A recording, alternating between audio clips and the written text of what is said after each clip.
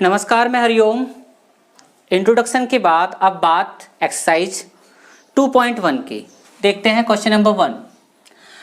The graph of y equal to px are given in the figure a as shown below. नीचे दिए गए हैं।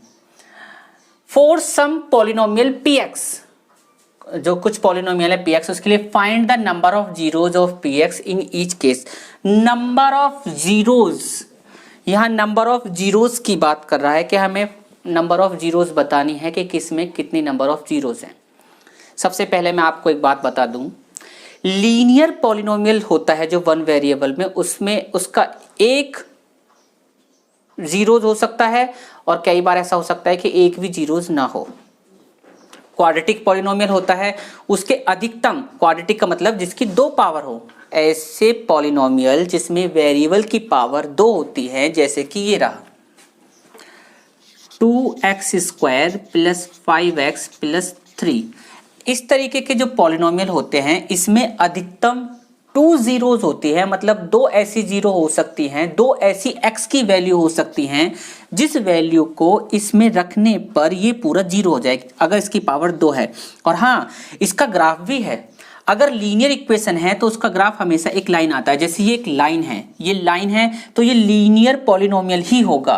Quadratic polynomial जो होता है उसका ग्राफ ऐसे बनता है, इस तरीके से हमेशा। ये इसको पैराबोला बोलते हैं। वो ऐसे भी बन सकता है, ऐसे भी बन सकता है और ऐसे भी बन सकता है, वो इस तरीके से भी बन सकता है। ये पैराबोला जो होता है, ये जो इस तरीके का ग्राफ होता है, ये हमेशा क्वाड्रेटिक इक्वेशन मतलब इस वाली इक्वेशन को बताता है। और ये वाली लाइन जो होती है, इस तरीके की लाइन, ये हमेशा लीनियर पॉलिनोमियल्स की बनती है, मतलब 5x 2x प्लस 5, इस तरीके से। ये है लीनियर पॉलिनोमियल।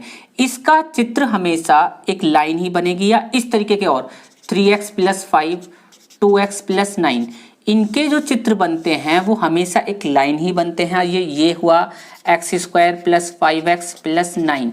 इनके जो अगर हम ग्राफ के ऊपर बनाते हैं तो हमेशा इस तरीके से ही बनते हैं, और उस तरीके से क्यूबिक के ऐसे इस तरीके से, और फिर उसकी पावर 4 हो जाए तो उसका अलग चित्र बनता है। ये जो होता है, ये एक्स अक्ष पे, ये एक्स अक्ष को, ये लाइन यहाँ देखो, ये लाइन है या ये पैराबोला है, ये जो इसकी वैल्यू होती है, जीरोज होती है, वो एक्स अक्ष पे कितनी बार एक्स अक्ष को काट रहा है पॉलिनोमियल इन एक्स के लिए। इसका px का मतलब है, px का मतलब है पॉलिनोमियल इन एक्स। इस पॉलिनोमियल इन एक्स में जो इसकी जीरोज होती हैं, क्या होती हैं, जीरोज या जीरोज, ये होती हैं कि एक्स अक्ष को वो कितनी बार काट रहा है। मैं बता दूं आपको एक्स अक्ष को कितनी बार काट रहा है। ये एक्स अक्ष पे ही एक वैल्यू होती है। जैसे ये देखो, ये एक्स अक्ष पे कुछ वैल्यू है, ये ऐसे चल रहे, एक्स अक्ष पे कुछ वैल्यू होगी 2 3 4 5, लेकिन इस वैल्यू पे ये जो होगा पॉलिनोमियल, इस वैल्यू पे वो पूरा पॉलिनोमियल जीरो हो जाता है। एक्स की उस जिस वैल्यू पे वो पूरा पॉलिनोमियल जीरो हो जाता है वो जीरोस कहलाता है।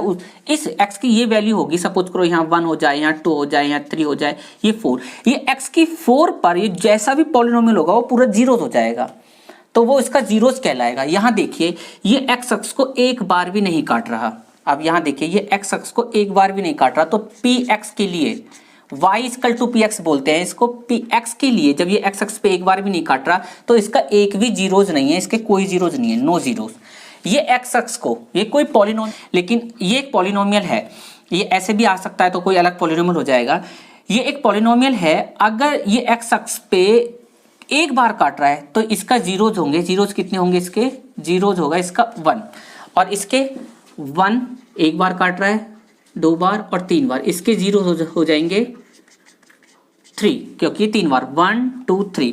जीरोज जो होते हैं, मैं फिर से बता दूं, जीरोज जो होते हैं वो एक्स अक्ष पे कितनी बार कट रहे हैं उसको कहते हैं। अब जैसे आप फोर्थ पार्ट की बात कर लीजिए, देखिए इस फोर्थ पार्ट को, ये फोर्थ पार्ट एक्स अक्ष को 2 बार काट रहा है। ध्यान से देखिए, फोर्थ पार्ट एक्स अक्ष को 2 बार काट रहा है तो इसके 2 जीरोज होंगे। अब फिफ्थ पार्ट की बात करते हैं। फिफ्थ पार्ट एक्स अक्ष को 1 2 3 4 टाइम कट कर रहा है तो इसको 4 जीरोज होंगे। और उसी के अकॉर्डिंग इसका 6 पार्ट आप देखेंगे तो वो एक्स अक्ष को 1 2 और 3 बार ये कट कर रहा है, टच करके भी जा रहा है तो भी उसके 3 जीरोज होंगे। इस तरीके से आपको इसको समझना है। धन्यवाद।